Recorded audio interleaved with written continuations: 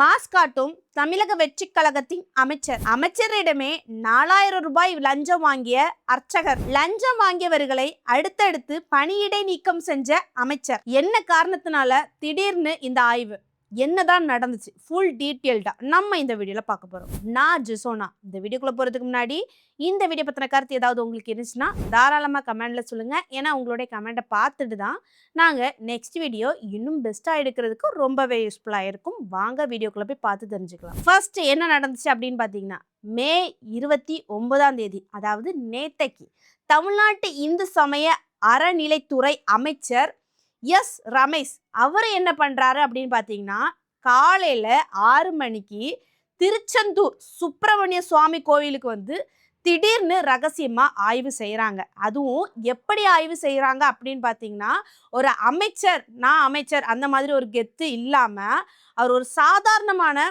கோயிலுக்கு போய் சாமி கும்பிடுறது மாதிரி அவரும் அவங்க கூட ஒரு 2 ஊழியர் இருப்பாங்களா, அவங்களும் என்ன பண்றாங்கன்னா மாறு வேடத்துல கோயிலுக்கு போறாங்க. போனதுக்கு அப்புறம் ஆனால் யாருக்குமே தெரியாது இவங்க தான் அமைச்சர் அப்படிங்கிற மாதிரி தெரியாது. இவங்க போகிறாங்க. போனதுக்கு அப்புறம் அங்கே உள்ள பூசாரி கிட்ட என்ன கேட்குறாங்கன்னா, யார் கேட்குறாங்க, இந்த அமைச்சர் கூட வந்திருப்பாங்கள்ல அந்த ஊழியர், அவங்கள்ட்ட சொல்லி கேளுங்க, எப்படி சாமி தரிசனம் பண்ணணும், எப்படி சீக்கிரமாக போகணும் அப்படிங்கிற மாதிரி கேளுங்கன்னு சொல்லிட்டு இந்த ஊழியரை அனுப்பி கேட்க சொல்கிறாங்க. சரியா?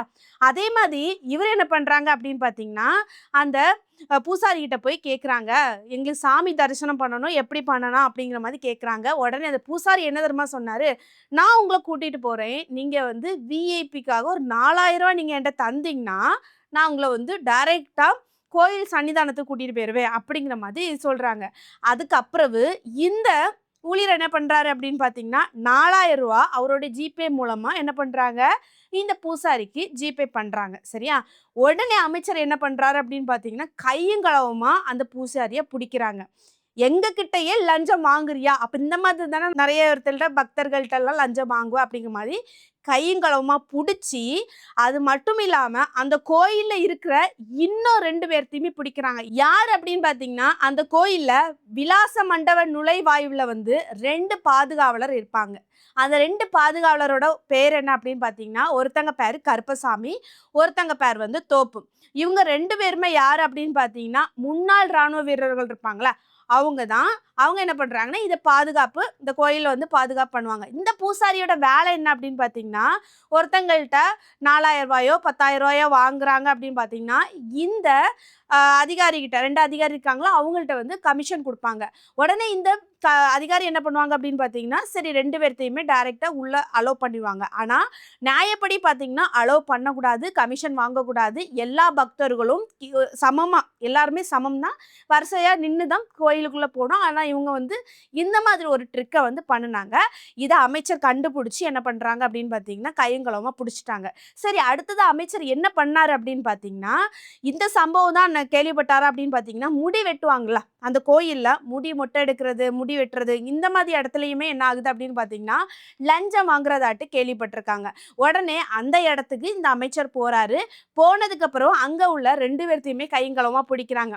அவங்க யார் அப்படின்னு பார்த்தீங்கன்னா, பா சங்கர், வே நாகராஜன். இவங்க 2 பேர்த்தையும் என்ன பண்ணாங்க அப்படின்னு பார்த்தீங்கன்னா, சஸ்பெண்ட் செய்கிறாங்க 2 ஊழியர்களையும்.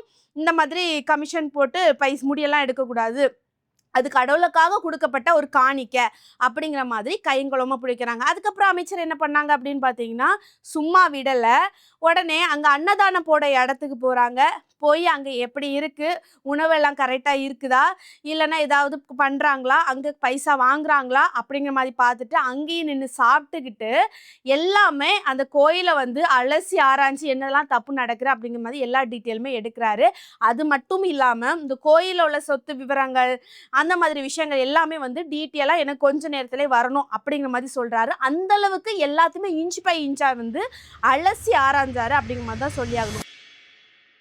சரி, ஓகே, இவங்க எல்லாத்துக்குமே ஒரு கேள்வி தோணும், திடீர்னு இந்த அமைச்சர் இந்த கோயிலுக்கு என்ன காரணத்தினால வந்திருக்காரு, திடீர்னு ஏன் மாறு வேடத்தில் வந்து ஆய்வு செஞ்சாரு, அப்போ யாரோ ஒருத்தங்க வந்து சொல்லி இந்த மாதிரி பண்ணியிருக்காரோ அப்படிங்கிற மாதிரி உங்களுக்கு ஒரு கேள்வி தோணலாம். அதுதான் கிடையாது. என்ன அப்படின்னு பார்த்தீங்கன்னா, இப்போ இல்லைங்க, கொஞ்ச நாளாவே பல வருஷமாட்டே நிறைய விஷயங்கள் வந்து கம்ப்ளைண்டா போயிருக்குது. என்ன அப்படின்னு பார்த்தீங்கன்னா, இந்த கோயில்ல லஞ்சம் வாங்குறாங்க, இந்த கோயில்ல லஞ்சம் வாங்குறாங்க அப்படிங்கிற மாதிரி பல கோயில்கள்ல லஞ்சம் வாங்குறதாட்டு நியூஸ் வந்து போயிட்டே தான் இருந்தது. அதன் அடிப்படையில தான் திருச்செந்தூரை நம்ம வந்து ஆய்வு செய்வோம். யார் யார்கிட்டலாம் லஞ்சம் வாங்குறாங்க, எதுக்காக வாங்குறாங்க அப்படிங்கிற மாதிரி அதை வச்சு தான் ஒரு கணக்கு பண்ணி தான் இவர் போனாரு. யாரும் ஒரு தனிப்பட்ட நபர் இங்க இன்னைக்கு வாங்க இந்த ஆளை பிடிச்சிடலாம் அப்படிங்கிற மாதிரி யாரும் சொல்லலை. ஒரு கெஸ்ஸிங்ல ஆய்வு செய்வோம் அப்படிங்கிற மாதிரி என்ன பண்றாரு, போறாரு. ஆய்வு பண்ணதுல தான் இந்த பூசாரிய கைங்களவா பிடிச்சிட்டாங்க. சரியா? ஆனா பொதுவாவே கோயில் வந்து எல்லாத்துக்குமே சம உரிமை. இந்த மாதிரி லஞ்சம் வாங்குறாங்க அப்படின்னாலே அது தப்பு. ஆனா என்ன பண்றாங்கன்னா, விஐபி அப்படிங்கிற மாதிரி ரூ. 10,000 4,000 அப்படிங்கிற மாதிரி வாங்குறாங்க. ஆனா கோயில் ரூல்ஸ் படி லஞ்சமே கிடையாது, ரூபாயே கிடையாது அப்படிங்கிற மாதிரி தான் தெளிவா வந்தவங்க தெளிவா சொல்லியிருக்காங்க அப்படிங்கிற மாதிரி தான் சொல்லியாங்க. சரி, அடுத்ததாட்டு உங்களுக்கு ஒரு கேள்வி தோணலாம். இந்த பூசாரியை என்ன பண்ணனாங்க? லஞ்சம் வாங்கினார்ல, அவரை இனி இந்த பூசாரியாட்டு இங்கே வேலை பார்க்கலாமா அப்படிங்கிற மாதிரி உங்களுக்கு ஒரு தோணலாம்ல. அதுக்கு என்ன பண்ணாங்க அப்படின்னு பார்த்தீங்கன்னா, இந்த பூசாரியை மொத்தமாக சஸ்பெண்ட் பண்ணிட்டாங்க. அதாவது பணியிடை நீக்கம் பண்ணிட்டாங்க. அவர் இனி இந்த பூசாரி வந்து இனி வந்து பூஜை பண்ணக்கூடாது, எதுவுமே பண்ணக்கூடாது அப்படிங்கிற மாதிரி. இவர் பேர் என்ன அப்படின்னு பார்த்தீங்கன்னா, ஜி. ஐயப்பன். சரியா? ஆனால் சொல்லப்போனால் இந்த அமைச்சர் வந்து ஒரு சரியான அமைச்சர் அப்படிங்கிற மாதிரி தான் சொல்லி ஆகணும். சரி, இந்த அமைச்சர் யாரு அப்படிங்கிற மாதிரி நம்ம பார்க்கும்போது இவர் பெயர் வந்து எஸ். ரமேஷ். இவர் வந்து தமிழக இந்து சமய அறநிலைத்துறையில அமைச்சராக இருக்கிறாரு. அதாவது தமிழக வெற்றி கழகத்துல இவர் இந்த பொறுப்புல இருக்கிறாரு. ஏன்னா இப்போ தமிழக வெற்றி கழகம் அவங்க தான் ஆட்சி பண்றாங்க. இந்த ஆட்சியில இவர் தான் அமைச்சர். இவரோட எல்லா மெயின் என்ன அப்படின்னு பார்த்தீங்கன்னா, ஒவ்வொரு கோயில்ல முறைகேடு ஏதாவது லஞ்சம் ஏதாவது வாங்கியிருப்பாங்களா, இது எல்லாத்தையுமே கண்டுபிடிச்சி எல்லாமே இவங்க தான் வந்து பொறுப்பு அப்படிங்கிற மாதிரி தான் சொல்லி ஆகும். சரியா? அதை இவர் என்ன பண்ணியிருக்காரு அப்படின்னு பார்த்தீங்கன்னா, இந்த கோயிலில் போய் முறைகேடு நடக்கிறதாட்டி கேள்விப்பட்டதுனால இங்கே வந்து ஆக்ஷன் எடுத்திருக்கிறாரு. ஆனால் இது வந்து இவரோட முதல் வெற்றி அப்படிங்கிற மாதிரி சொல்லி ஆகலாம். இவர் வந்து இந்த மாதிரி அமைச்சராக வந்ததுக்கு அப்புறம் முதலாட்டு இந்த திருச்செந்தூர் கோயிலில் போய் முறைகேடை வந்து கண்டுபிடிச்சிருக்கிறாரு.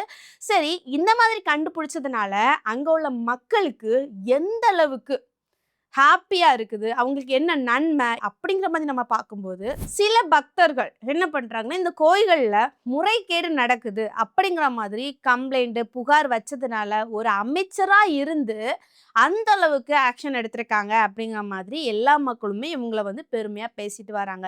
இன்னொன்னு என்ன சொல்றாங்க அப்படின்னு பார்த்தீங்கன்னா, மக்களுக்கும் சரி எல்லாத்துக்கும் பொதுவாகவும் சரி இந்த மாதிரி ஒரு அமைச்சர் ஆக்ஷன் எடுத்ததுனால இனிமேலும் ஒருத்தங்க லஞ்சம் வாங்க மாட்டாங்க அப்படிங்கிற மாதிரி தான் சொல்லி ஆகணும். ஏன் அப்படின்னு பார்த்தீங்கன்னா, லஞ்சம் வாங்குறதா தெரிஞ்சு கூட ஒரு பக்தர் கம்ப்ளைண்ட் கொடுத்தாச்சுனாலே உடனே என்ன பண்ணுவாங்கன்னா, அமைச்சர் ஆக்ஷன் எடுக்கப்படும்.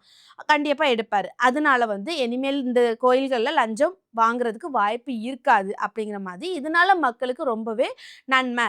இன்னொன்று என்ன அப்படின்னு பார்த்தீங்கன்னா, பக்தர்கள் வந்து அதிகமாக நீண்ட வரிசையில் வந்து பைசா இல்லாதவங்க நீண்ட வரிசையில் நின்று போவாங்க. கொஞ்சம் பைசா கொடுத்தாச்சுன்னா டைரெக்டாக அம்மன் சன்னிதானத்துக்கு கோயில்களுக்குள்ளே போயிடுவாங்க. போகிறதுனால என்ன ஆகும் அப்படின்னு பார்த்தீங்கன்னா, அதிகமாக அமௌண்ட் கொடுத்து போனவங்கள தான் ஃபஸ்ட்டு வந்து அலோவ் பண்ணுவாங்க. இனி அப்படி கிடையாதுல்ல, எல்லாருமே சமம். கண்டிப்பாக எல்லாருமே கீவில் நின்று தான் போகணும் அப்படிங்கிற மாதிரி கொண்டு வந்ததுனால எல்லாருமே கீவில் நின்று கோயில்களுக்கு போவாங்க. இதனால அங்குள்ள மக்களுக்கு வந்து ரொம்பவே நன்மை. அடுத்ததாட்டு என்ன அப்படின்னு பார்த்தீங்கன்னா, முடி காணிக்கைக்காக ரூ. 200 ரூ. 400 ரூ. 500 அப்படிங்கிற மாதிரி வாங்குறாங்களா, இனி வந்து இந்த லஞ்சம் வந்து கிடையாது. முடி காணிக்கைக்காக இந்த ரூல்ஸ் கொண்டு வந்ததுனால மக்களுக்கு ரொம்பவே ஹாப்பி அப்படிங்கிற மாதிரி தான் சொல்லி ஆகணும். பட் பொதுவாக 100க்கு 90% மக்கள் என்ன சொல்றாங்க அப்படின்னு பார்த்தீங்கன்னா, இப்படிப்பட்ட ஒரு அமைச்சர் தான் தேவை. ஏன்னா இவ்வளோ நாள் எந்த அமைச்சரும் இப்படி வந்து பண்ணலை. எதுவுமே கம்ப்ளைண்ட் பண்ணி கொடுத்தாலுமே கண்டுக்கவே இல்லை. ஆனால் திடீர்னு தமிழக வெற்றி கழகத்தில் ஆட்சிக்கு வந்ததுக்கு அப்புறவு இந்த ஒரு அமைச்சர் வந்தனால உடனே ஸ்பாட்ல முடிவெடுத்தாரு அப்படிங்கிற மாதிரி எல்லாருமே இந்த அமைச்சரை பாராட்டிட்டு தான் வராங்க தவிர மற்றபடி எந்த ஒரு இதுவுமே கிடையாது. அதாவது தீமையாட்டு ரொம்ப சொல்றது கிடையாது. 100க்கு 90% கண்டிப்பா மக்கள் எல்லாத்தையுமே இவரை வந்து பெருமையா தான் சொல்லிட்டு வராங்க. ஏன்னா அந்த அளவுக்கு ஆக்ஷன் எடுத்ததே ரொம்ப ஒரு பெருசு. இன்னொரு சைடு மக்கள் என்ன சொல்றாங்கன்னா, 50 வருஷம் ஆட்சியில இதே மாதிரி எந்த ஒரு ஆட்சியும் இருந்தது கிடையாது. அந்த அளவுக்கு நன்மையா பண்ணியிருக்காங்க இந்த அமைச்சர். இதே மாதிரி இன்னும் நெறைய கோயில்கள்ல வந்து லஞ்சம் வாங்குறாங்க. அதனால அதையுமே வந்து ஒழிக்கணும். அதனால எதுவுமே விடாதீங்க. இந்த ஆக்ஷன் எடுங்க அப்படிங்கிற மாதிரி நெறைய பேர் வந்து சொல்லிக்கிட்டு தான் வராங்க இந்த அமைச்சர குறித்து. ரொம்பவே பெருமையா பண்ணியிருக்காரு அப்படிங்கிற மாதிரி நானும் சொல்லியே தீருவேன். என்னுடைய கருத்து என்ன அப்படின்னு பார்த்தீங்கன்னா, இந்த இந்து சமய அறநிலைத்துறை அமைச்சர் ரமேஷ் இருக்கார்ல, தமிழக வெற்றி கழகத்துல தான் இந்த அமைச்சர் பதவியில வந்திருக்காரு. சரி, தமிழக வெற்றி கழகம் வந்து ஆட்சிக்கு வந்து கொஞ்ச நாள் தான் ஆகுது. இந்த கொஞ்ச நாளத்திலே இந்த ஒரு முடிவா எடுத்து யோசிச்சு போயிருக்காரு பாருங்களேன். நம்ம எப்படி மாறுவேடத்துல போய் நம்ம வந்து பிடிக்கலாம் அப்படிங்கிற மாதிரி யோசிச்சு போயிருக்காருல. இந்த திங்கிங்காகவே நம்ம வந்து அவரை பாராட்டணும்.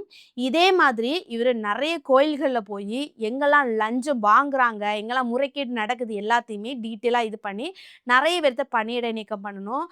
மொத்தத்துல இந்த நிறைய பேர் வந்து நிறைய வாங்குறாங்க, நிறைய கம்ப்ளைண்ட்கள் வந்துட்டு இருக்குது. போன ஆட்சிகள்லையுமே அதிகமாக கம்ப்ளைண்ட் வந்துட்டு தான் இருக்குது அப்படிங்கிற மாதிரி நிறைய பேர் சொல்லிட்டு இருக்காங்க. இது எல்லாத்தையுமே மக்களோட கருத்துக்களையும் கேட்டு எங்க தவறுது நடக்குதோ அங்கங்கெல்லாம் போய் வந்து இந்த மாதிரி ஆக்ஷன் எடுத்தாங்கன்னா இனி எந்த கோயில்கள்லையுமே இந்த மாதிரி லஞ்சம் வாங்க மாட்டாங்க.